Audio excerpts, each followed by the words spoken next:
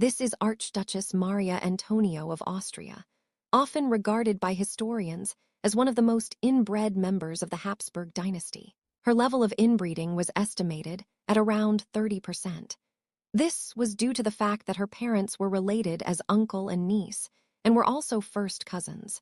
Additionally, Maria Antonio's grandparents shared the same close family relationship. In fact, her inbreeding coefficient was even greater than that of a child born from a sibling relationship. Remarkably, despite all this, she was born without any obvious health issues. She didn't even show the famous Habsburg jaw scene in her mother, which is clearly visible in this portrait.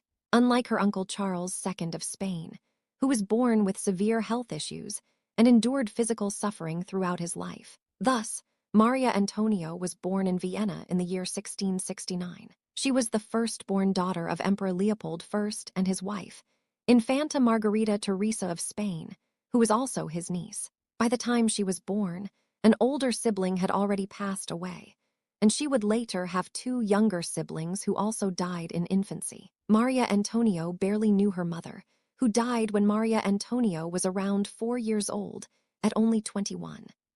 After her mother's death, Maria Antonia inherited her place in the Spanish line of succession. As long as her uncle, Charles II, had no children, she was regarded as the heir presumptive, at least until a son might be born. In true Habsburg tradition, when Maria Antonia was 6, she was proposed as a bride for her uncle, Charles II of Spain, who was 12 at the time.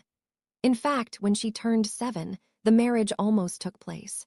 It was only called off by Charles, who insisted he needed an older bride to have children and couldn't wait for Maria Antonia to grow up. At the age of 12, Maria Antonia's father proposed her as a bride to a different match. She was promised to Maximilian II, the Elector of Bavaria, and they were married 4 years afterward. Sadly, the marriage was very unhappy, and Maximilian was notorious for his numerous affairs. Despite these difficulties, Maria Antonia had 3 sons, but tragically, none survived to adulthood.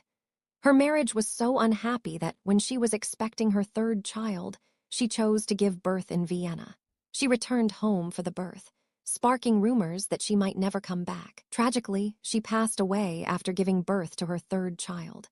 She was only 23 years old and had developed a postpartum infection.